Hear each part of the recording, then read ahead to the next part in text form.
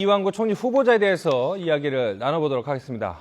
이 어제 상황인데요. 이 출근길에 스스로 자신은 비정한 아버지다 이렇게 취재진에게 이야기를 하면서 눈물을 흘렸습니다. 왜 그랬나 이렇게 봤더니 바로 아들의 병역 의혹 문제 때문입니다. 이 자신의 인사청문회 통과 문제를 앞두고서는 아들의 병역 의혹을 명명백백하게 밝히기 위해서 언론을 상태로 공개 검증을 했습니다. 이런 얘기를 하면서 이제 울컥했는데 먼저 녹취부터 들어보시죠. 아직 장가도 안 간 자식의 신체 부위를 공개하면서까지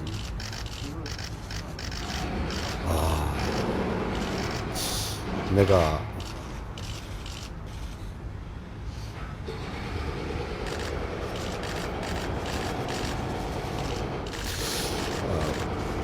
좀 비정한 아버지가 됐나, 공직에 가기 위해서 비정한 아버지가 됐나 하는 그런 생각 때문에 마음이 많이 아파요. 또 우리 집사람을 들어놓았어요, 아예. 예, 지금 뭐 이완구 후보자 기자들 앞에서 말을 제대로 잇지 못하고 이 아들 공개 부분 때문에 이 아내 부인은 들어누웠다 이렇게 말을 했습니다. 그러면서 눈물까지 흘렸는데 이 사진 포착된 게 있으니까 뭐 얼마나 이 착착한 심정이었는지 한번 대변을 할 수 있는 것 같습니다. 사진을 보시면요, 이제 기자들에게 이야기를 하면서 눈물을 많이 흘렸습니다. 그래서 비정한 아버지 이런 부분이 있는데, 자, 이제 궁금한 거는 일단 뭐 이완구 후보자의 심정부터 한번 분석을 해보도록 하겠죠. 해보죠. 이제 아들이, 다 큰 아들이 기자들 앞에서, 사실 일반인이 카메라 앞에서 이렇게 신체 검사 받는 건 사실 되게 수치스럽고 두려운 그런 상황일 텐데, 아버지의 청문회 통과를 위해서 했기 때문에 아버지 입장에서는 당연히 그럴 수 있죠. 네, 아버지 입장보다도 저는 저 차남의 입장을 한번 생각해 봤습니다. 예. 상당히 그 착한 차남 같다. 저는 그런 생각을 많이 네. 했는데요. 예. 왜냐하면 그 34세 그 성인이면 네. 만약에 본인이 아버지가 지금 그렇게 욕을 해도 예. 아니 그 나의 그 무릎 중요한 부분인데 예. 이것을 얼굴까지 공개하면서 과연 할 필요가 있느냐. 예. 거부할 수도 있는 이런 상태 아닙니까? 다시는 그 30살이 넘었다고 한다면. 예. 그렇다고 봤을 때는 결국 이제 그 이완구 총리 후보자의 그 권력 의지가 상당히 이제 강하다. 예. 뭐 이런 점에서 그 50년 전부터 사실은 여러 가지 엑스레이도 준비를 했고 예. 뭐 이런 점은 사실은 그 안철수 의원이 조금 뭐 배움을 받아야 되는 것이 아닌가 이렇게 강한 권력 의지에 있어서 말이죠. 예. 저는 이제 그런 생각을 했는데 결국은 이 그 차남을 넘어서서 뭐 그 다음에 이제 또 지금 뭐 여러 가지 그 분당에 있는 여러 가지 그 부동산 투기 의혹에 있다 보니까 저는 이런 생각이 듭니다. 지금 우리 어쨌든 그 청문회의 기대 수준 자체가 예. 지금 너무 높은 것은 아닌가라고 약간 좀 냉소적인 마음도 좀 드는 것 같아요. 지금 보면 뭐 여러 가지 지금 계속 예. 총리 후보자들에 대한 어떤 기준 같은 게 있는데 네. 결국 그것이 자 만족이 안 되다 보니까 결국 이 어떤 이 후보군 샘플링에 있어서 어떤 이미 이것이 보통인 것은 아닌가 뭐 네. 이런 생각으로 상당히 좀 냉소적인 마음이 드네요. 자, 차남 문제를 조금 더 이야기를 해보면 이완구 후보자가 이제 후보로 지명을 받은 직후에 바로 자, 차남 병역 면제 의혹에 대해서는 내가 공개 검증을 하겠다라고 먼저 바로 얘기했습니다. 그만큼 입증할 자신이 있다 뭐 이런 뜻으로 풀이를 할 것 같아요. 예, 그래서 저는 지금 이완구 후보가 눈물을 흘리시면서 비정한 아버지 이제 운운을 하시는데 네. 사실 저는 저걸 보면서 아, 정말 비정한 아버지구나라는 생각보다는 예. 정치인은 정치인이구나 이런 생각을 했습니다. 예. 역시 굉장히 정치적인 마인드가 예. 강하신 분이고 예. 권력 의지도 상당히 크다. 예. 왜 정치인이구나라고 생각했냐면요. 예. 아까 앵커가 말씀하셨다시피 그 처음에 이 차남 얘기 예. 나올 때 예. 기다렸다는 듯이 바로 다음 날 예. 준비된 엑스레이를 예. 바로 공개를 했어요. 우리가 예. 흔히 예. 병역 의혹이 있어도 그 네. 사유가 뭔지 예. 그리고 소명할 수 있다 이런 정도로 하는데 예. 바로 엑스레이 사진, 예. 그 신체 부위 지금 예. 말하시는 장가 안 간 예. 차남의 신체 부위를 예. 보여준 게 미안하다고 하시지만 그 신체 부위가 찍힌 엑스레이를 바로 브리핑했고 예. 또 공개 검증을 하겠다. 누구도 공개 검증을 요구하지 않았어요. 왜냐하면 엑스레이까지 보여주는 이런 적극적인 태도를 이미 했었기 때문에. 네. 근데 본인이 먼저 공개 검증하겠다라고 네. 할 정도로 네. 이미 저분은 본인은 국무총리가 꼭 돼야겠고 네. 국무총리로 후보가 됐을 때 나올 수 있는 의혹에 대해서 어떤 대처를 하겠다가 이미 정해지셨고 네. 그거에 대해서 차남도 제가 생각하기에는 이미 어느 정도 네. 인식하고 준비를 아버지와 함께 마음의 준비를 같이 했을 가능성이 크고요. 예. 그리고 뭐 장가도 안 갔는데 뭐 예. 그 인대가 예. 파열된 그런 예. 부분에 대해서 공개하게 된 차남 입장에서는 안 좋을 수는 있지만 예. 저는 크게 생각해 보면 예. 아버지가 자신의 꿈인 국무총리를 이루는 과정, 예. 그리고 아버지가 국무총리가 됐다고 했을 때 예. 차남 입장에서도 나쁠 거 없잖아요. 아버지가 꿈을 이뤘고 예. 우리나라 행정부 제2인자인 국무총리가 되신다는 것이 본인에게 불리할 거 하나도 없고요. 예. 그리고 무슨 은밀한 어떤 남자로서 뭐 예. 숨겨야 할 그런 부위를 보여주는 것도 아니거든요. 그러니까 이완구 후보를 보면은 일단은 지금 제가 보기에는 차남의 병역 의혹, 예. 그 신체 부위에 정말 문제가 있느냐보다 예. 지금 땅 투기, 예. 아파트를 통한 투기 문제가 지금 더 크게 대두되고 있는 상황에서 예. 굳이 예. 공개 검증을 스스로 얘기하고 또 예. 검증을 했으면서 그거 가지고 비정한 아버지다고 또 눈물을 흘리는 이런 약간 모순된 액션은 네. 정치인답다 이런 생각이 듭니다. 자, 오늘 그래서 뭐 이렇게 언론사의 제목을 보면 공개 검증했지만 땡땡땡 하지만 땅 투기 의혹은 여전하다 아니면 뭐 확산되고 있다 했는데 한 가지만 더 이 문제는 짚고 넘어가 보도록 하겠습니다. 지금 뭐 강민호 선생님도 말씀을 했지만은 사실은 엑스레이 사진 같은 건 이제 많이 준비를 했는데 제가 의아스러운 거는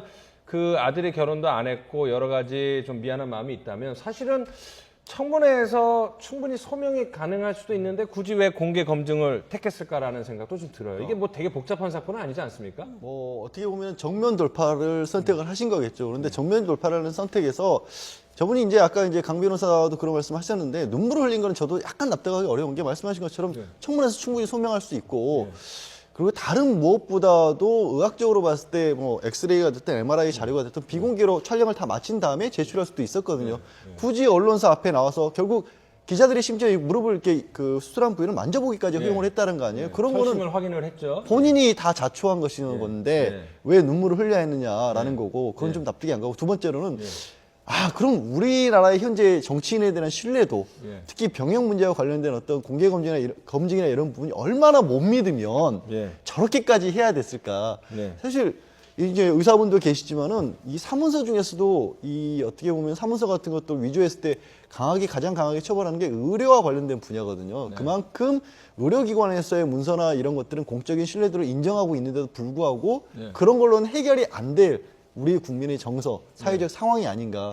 굉장히 씁쓸하게 봤어요. 저걸 얼마나 정치인들이 들고 나온 자료나 이런 걸 못 받으면 자기 아들을 직접적으로 기자들 앞에서 앉혀놓고까지 준비를 하셔야만 됐을까. 이런 부분은 참 굉장히 안 좋은 모습이고 저런 부분은 사실은 이게 옳고 그르고를 떠나서 다른 어떤 제도적 장치를 보완할 필요가 있지 않나 하는 생각을 하는 거죠. 자, 그 뭐 차남의 이야기도 한번 들어볼 텐데 어제 이제는 지금 화면에서 보신 것처럼 많은 카메라 앞에서 공개적으로 검증을 받았습니다. 그리고 엑스레이를 찍었는데 그리고 이제는 기과를 하려다가 MRI를 찍지 않았다. 이래서 다시 한번 와서 찍는 그런 총국도 벌어졌는데 뭐 아버지는 비정한 아버지였다. 그래서 눈물을 감추지 못했는데 그럼 카메라 앞에서 공개 검증을 받은 둘째 아들의 심정은 어땠을까요? 한번 직접 들어볼 텐데 이 건장한 대한민국 남자로서 병역 의무를 제대로 못해서 죄송하다 이런 얘기를 했는데 일단 병역 의무를 못해서 죄송하다 이런 얘기를 아들은 했는데 그 아들의 입장 심정은 어떻게 생각하십니까? 이게 뭐 아버지를 도와주고 싶은 마음이었을 것 같습니다. 예, 그렇기 때문에 이제 저는 뭐 당당하게 병이 있어서 병역을 면제받았습니다. 이렇게 얘기하는 것보다는 공개적으로는 남들 다 가는 군대 저 아프다고 못 가서 죄송하다라고 얘기하는 게 사실은 도의적으로 맞다라고 생각이 들거든요. 예. 근데 이제 문제는 우리가 70년대, 80년대 그 또 90년대까지도 병역 문제를 어떤 뭐 뒷돈이나 어떤 거래를 통해서 면제받은 사람들이 상당히 주변에 많이 있었기 때문에 병역 면제가 됐다 그러면 그걸 곱게 보지 않는 시선이 아직까지도 많이 남아 있다라는 거죠. 근데 문제는 또 생각을 해보면 이게 과연 아버지가 책임져야 될 일인가? 물론 병역 면제를 할 때 어떤 거래를 할 때는 부모가 나서서 하기는 하지만 그래도 이 공직자가 되는 데 있어서 자식의 병역 문제까지 우리가 파들어 가야 되는가? 이거는 조금 우리가 좀 앞으로 좀 생각을 해봐야 되는 문제가 아닐까 생각을 합니다. 자, 이번에는 그 지금까지 이완구 후보자와 관련된 제기된 의혹들은 무엇이 있는지 그리고 어떻게 진행이 되고 있는지 한번 정리를 한번 해보겠습니다. 분당 토지 증여 문제가 있습니다. 이 뭐 얘기를 들어보니까 지인들하고 좀 뭐 같이 땅을 알아보고 했다는데 이 부분은 계속 논란이 증폭이 되고 있습니다. 그리고 새로 나온 이 의혹이 바로 강남의 부촌이라 할 수 있는 타워팰리스 매매 의혹입니다. 이 부분에 대해서는 이완구 후보자 측은 법적 대응에 나서겠다. 사실이 아니다. 뭐 이렇게 얘기를 했고요. 보신 대로 차남 병역 면제는 공개 검증을 통해서 어느 정도 해소가 된 상황입니다. 본인이 방위 복무를 한 부분에 대해서는 부주상굴이라는 다소 흔치 않은 병 때문에 1년만 복무하고 끝났다. 이 부분도 사실은 추가적으로 뭐 논란이 되고 있는 건 같지 않습니다. 마지막으로 박사 논문 표절에 대해서는 본인 스스로 부주의를 인정을 했기 때문에 이 부분도 어느 정도 정리가 된 것 같습니다. 자, 이래서 이제 남은 부분은 두 가지인데 결국 핵심은 부동산이죠.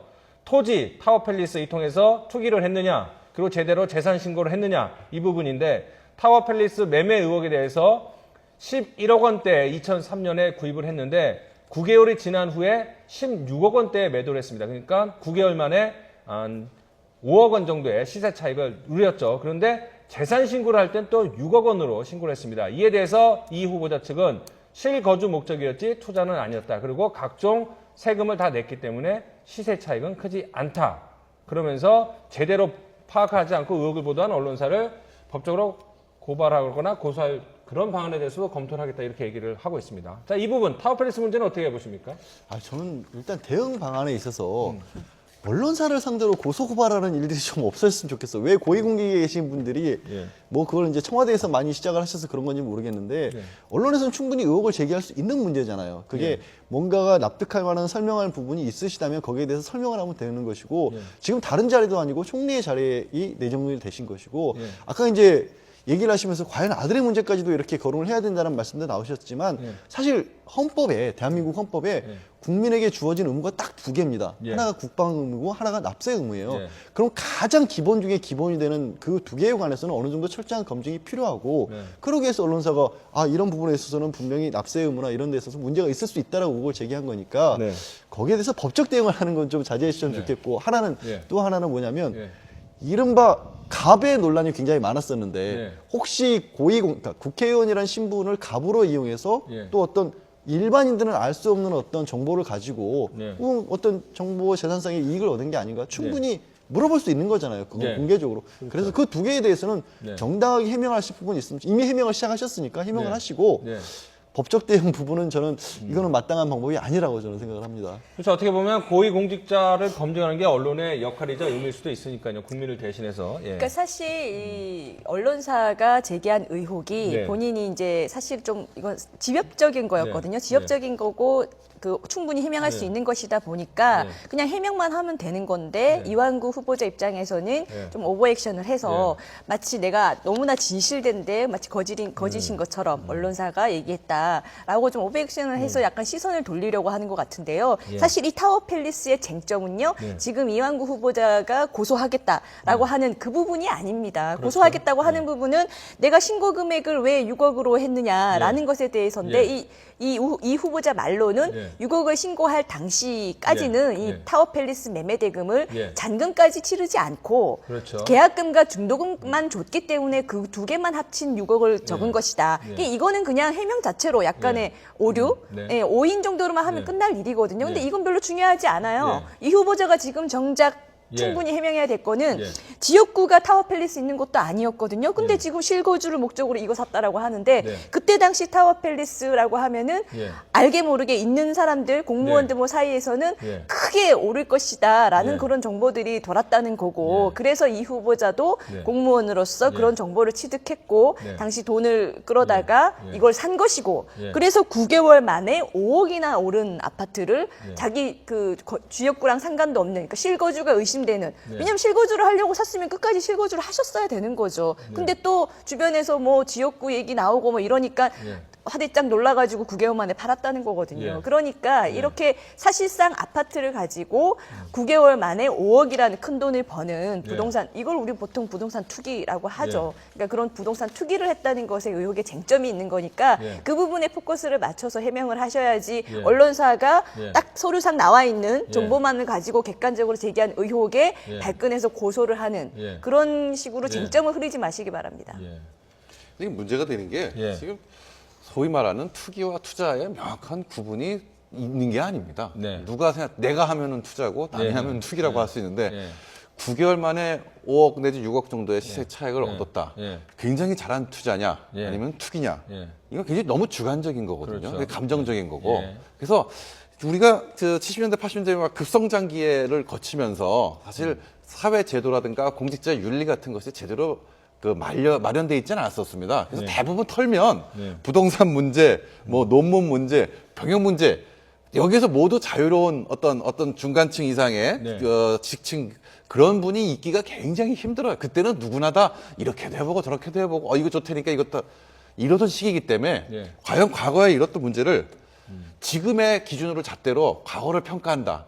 이거는 사실 아무도 공직자 앞으로 이렇게 되면 나서는 분이 없게 되지 않을까. 어떤 이 몇 년도 이후 거에 대해서는 우리가 앞으로 이렇게 정확한 기준을 이런 잣대를 할 수 있지만 예전 거에 대해서 이런 거 다 지금의 기준으로 하다 보면 이거 공직자가 계속 빈자리로 남게 되는 게 아닌가라는 그런 우려도 듭니다. 그러니까 저는 이완구 후보 보면은 이 타워 팰리스를 적당한 데 또 사서 9개월 만에 5억의 차익을 보고 분당 땅을 장인 장모 명의를 어쨌든 활용했지만 본인이 이 땅을 사는데 굉장히 적극적으로 개입했거든요. 자기 지인들도 그 같은 날 이 후보자가 산 땅 주변에 13필지가 같은 날 팔렸습니다. 그렇죠. 그러니까 어떻게 보면은 여러 사람의 그러니까 공무원 내지는 공무원과 관계에 있었던 사람들이 같은 정보를 가지고 같은 날 땅을 동시에 산 것들 이런 거는 정상적인 매매는 분명히 아닌 거고요. 그래서 얘기하고 싶은 거는 역시 공무원은 돈을 버는 방식이 따로 있다.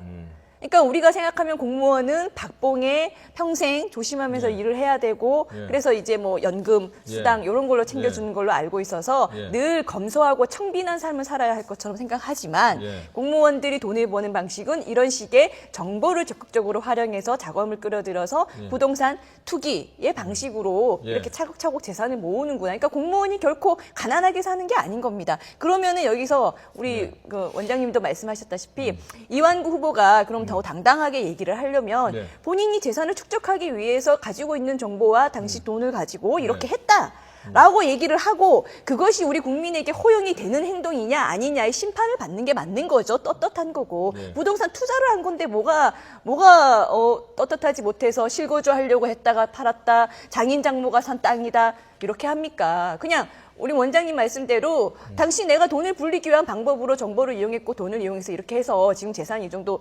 불어나 있다라고 하고 그것이 국무총리로서 청빈한 삶을 살아야 하는 공직자로서 허용되는 것인지에 대해서 심판을 받는 게 맞는 거겠죠. 오히려 떳떳하게 입장을 밝혀라 뭐 이런 얘기 말씀이시죠. 그런 입장도 있고요. 또 아까 제가 모두에 말씀드렸지만 그 우리 이제 기준을 조금 수정을 해야 될 때가 아닌가 저는 그런 생각이 좀 많이 드는 것 같아요. 뭐 사실 씁쓸하긴 하지만 지금 저와 같은 기준 잣대라고 한다면 누구가 이제 뭐 국무총리가 될 사람이 없을 것 같은 상당한 이제 아쉬움이 있는 것인데 어쨌든 간에 지금 그 타워 그 팰리스 같은 경우에는 어쨌든 간에 그 이런 문제도 있었던 건 맞는 것 같아요. 이제 그 지역구 주민들이 거기 왜 저 주소도 틀린데 거기 사느냐라고 해서 팔고 나서 그런데 또 옆에 있는 또 다른 비슷한 그 어떤 주상 가옥을 또 구입을 한 것 같고요. 또 그리고 그 분당 같은 경우는 동시에 이제 뭐 세 곳이 없어졌다 한다면 뭐 정보를 뭐 이용해서 뭐 했다라고 하는 의혹을 가질 수밖에 없는 것 같은데 그렇다고 하더라도 이제 지금 보면 다들 이제 그러기 때문에 그러면 우리의 어떤 기준을 지금 바꾸는 것이 더 현명하지 않겠는가. 그러지 않고서는 이제 국무총리를 우리가 못 갖는 이와 같은 상황이고 지금 물론 지금 이 부분에 있어서는 소위 그 자판기가 지금 일단 작동이 좀 약간 중단되어 있다라고 하는 얘기도 있는 것 같아요. 다른 것에 대해서는 즉각적으로 나왔는데 그렇다고 봐도 그래도 지금까지의 어떤 총리 후보자 중에서 자판기를 갖고 있는 사람은 없었지 않았습니까? 그러면 그냥 자판기 수준에만 우리가 그 만족을 하고 설령 고장 났다고 하더라도 이걸 그냥 폐기할 것이냐 이건 우리 국민의 합의해 봐야 될 것 같은데 근데 교수님, 수준을 너무 낮춘 건가요? 그 발언 너무 위험하신 지금 발언이신 게 이완구 총리 타워팰리스는 불과 2003년 일이에요. 12년 전 일이고요. 지금 그렇지 않았던 공직 후보자들도 굉장히 많이 있으셨어요. 그러니까 너무나 최근에 우리가 어떻게 말씀하신 이 교수님도 제가 걱정되는 게 최근에 이제 총리 후보자로 내정됐던 분들이 국민들이 보기에 도저히 받아들일 수 없는 일들을 너무 많이 하시다 보니까 이 정도면 될 거라는 생각을 해서 너무 낮추다 보면 이게 그냥 부패를 그냥 당연시 여기는 그런 풍토가 만들어질 수도 오히려 있거든요. 네, 이건 그러니까 지금 이 후보자를 굉장히 이 의혹들이 너무 별거 아닌 것처럼 말씀을 하시는데 사실 강남의 핵심 도곡동에 있는 타워팰리스를 사고 분당 한참 뜨는 경기도 대표적인 땅이었죠. 분당 땅을 사고. 그러니까 이 후보자는요 단순히 그냥 살다 보면 어느 정도 정보가 있으면 좋은 땅을 좀 사서 재테크도 좀 하고 그 땅이 뭐 20년, 30년 지난 후에 좀 어느 정도 올라서 뭐 노후가 되고 이런 차원이 아닙니다. 그러니까 자꾸 그런 차원과 섞어서 얘기할 것이 아니라 가장 요지의 아파트와 요지의 땅에 대해서 전형적인 그 재테크를 완전히 이제 한 거거든요. 그러니까 거기에 대해서는 변호사님 이 말씀도 후보자가 맞는데, 좀 인정할 부분을 차라리 인정을 하고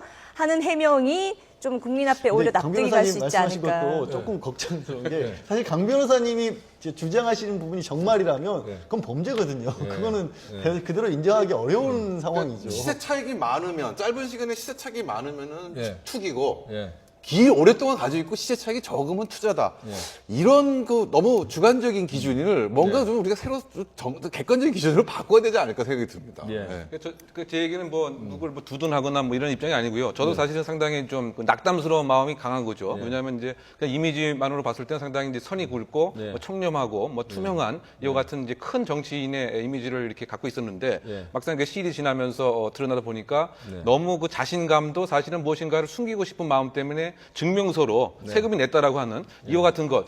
그런데 이제 현실적으로 봤을 때 그러면 우리 그 대한민국 국민은 총리는 이제 언제나 가질 수 있느냐.